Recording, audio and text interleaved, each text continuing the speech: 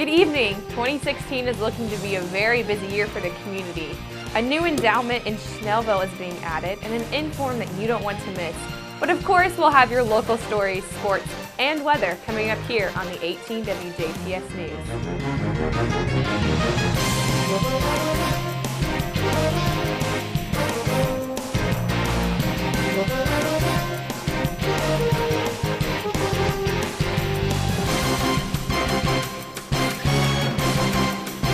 This is the WJTS News. Good evening, I'm Charlotte Olson. The Jasper Cultural Center project in search for a private development partner proposals its members from the Jasper Public Library Board and the Jasper Community Arts Commission voiced their opinions and concerns at Jasper City Hall yesterday as their discussion made progress into clarifying components for the proposed Jasper Cultural Center project. The two community groups came together to discuss the project's essential components of art, library, and private development. As discussed in previous meetings, the project is eligible for an approximate $3.4 million in tax credits from the Indiana Economic Development Corporation, which would allow funding for the project's restructure of the former Hoosier Desk site that would include art and library services. However, it also requires a private entity to be part of its conception. The Hoosier Desk site itself has a history in Jasper, and City Attorney Renee Cabrick says that the idea of the Jasper Cultural Center stems from the city's proposed downtown riverfront plan. And the whole purpose of that master plan was to revitalize the downtown and riverfront area because it's such a historical and significant part of our community. So that plan identified properties such as the Jasper Cabinet and the Hoosier Desk building as critical properties for redevelopment purposes. So the idea is to engage partners to develop those properties in order to create kind of a destination in the downtown area so that the downtown and riverfront really are not just places for people to come, park, walk in, walk out, and leave, but really a destination for people to come and enjoy, spend time, enjoy culture, enjoy restaurants, enjoy the outdoors. Now, yesterday, the roles between the public and private entities involved in the project were thoroughly discussed, which in this case, the private entity in question was City Property Group. One of the main concerns for the questioning City Property Group was to be fair to other private development entities who might be interested in being a partner as well. The private development component of this project could be used for various outlets such as office space, apartments, retail, or other uses. Both committees came to an agreement to open up and welcome proposals from other private development entities interested in becoming affiliated and partnering with this project. Jasper Community Arts President Mike Jones says that the concept of the Jasper Cultural Center is unique and unprecedented. First of all, it is something that has never been done before. You have two public entities, a library and Arts Commission, and then you have the third prong of the third stool, which is the private developer.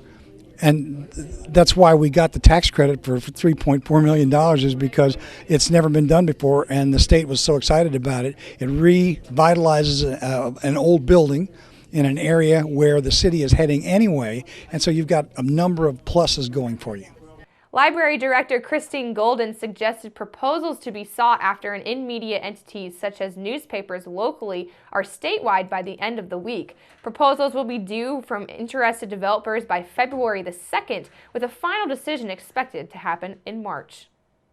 2016 looks to be another busy year on the election front, and with the new year less than a week old, candidates are already beginning to throw their names into the hat with intentions to run for seats on this year's ballot. Official filings begin today for those wishing to seek office for voters in Du Bois County 2016, and will see candidates seeking the office of the President of the United States. A new president will be elected next November as current President Barack Obama term is limited.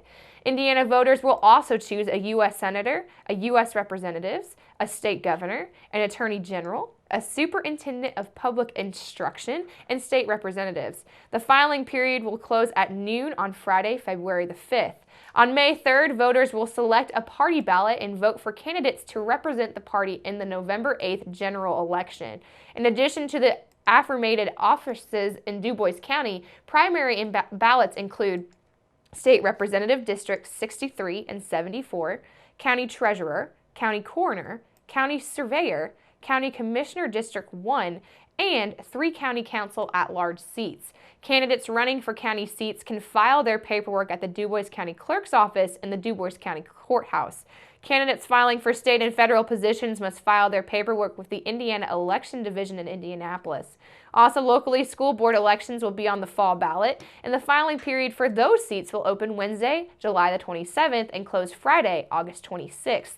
The school board seats that will be up for election include Greater Jasper Consolidated School Board Districts 2, 3, and 4, Southwest Du Bois County School Board District 1 and 3, and Southeast Du Bois County School Board at-large in Districts A and District C. A Jasper man on work release was taken back into full custody after authorities acting on a tip found drugs and other paraphernalia at his residence Tuesday evening. Officers with the Jasper Police Department received a tip that 20-year-old Colt Eckert of Jasper had drugs and drug paraphernalia in his room at a home that he was staying in.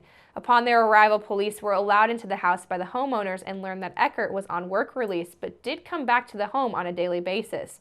Jasper police contacted Du Bois County Community Correlations officers and, along with the Jasper officers, searched Eckert's room and discovered a small amount of prescription medication for which Eckert did not have a prescription for, and numerous other drugs related including syringes and makeshift smoking pipes. Eckert was taken to and booked into the Du Bois County Security Center on a level 6 felony count of possession of syringes and a Class A misdemeanor counts of possession of a Schedule II substance and possession of paraphernalia. A new endowment has been established with the Du Bois County Community Foundation to benefit the community of Schnellville. The St. Anthony Community Endowment was created from the proceeds of this year's sesquicentennial celebration, which celebrated in September. The sesquicentennial committee member, Matt Eckert, says that the entire Schnellville community worked very hard to raise the money for the town. Eckert noted that it was so rewarding to see all the ages come together with one unified goal. A $100,000 contribution was made by the community to seed the endowment. The purpose of the fund is to support a broad range of charitable needs within and for the benefit of Schnellville. Schnellville Community Endowment joins the Jack and Elaine Nelson Memorial Endowment. And it also joins the C.J. Galehausen Endowment as funds held by the Community Foundation that, of course, support Schnellville projects and organizations. If you'd like to learn more about the newly established Schnellville Community Endowment or to make a contribution yourself, you can visit dccommunityfoundation.org, or you can call the foundation at 812-482-5295. As a popular program provided by Ancestry.com, it is being phased out. The Jasper Public Library is hosting an informative program to provide information about options for other types of computer programs for those doing genealogy research and to help maintain records. Software has been developed to encourage individuals to retain all records and files electronically on their computers in a way that is efficient and allows for cleaner and more permanent storage. One of the leading groups to develop this software, Ancestry.com, has announced that recently they will no longer be selling their product and family tree marker and will be offering instead support to those who have purchased in the past for a limited time.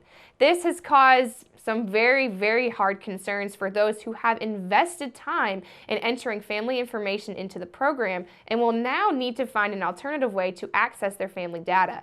The library program will offer information on other software programs used for genealogy and will help participants discover best options for transferring family data to a new program, or how they can also be able to continue to use their programs without too much concern.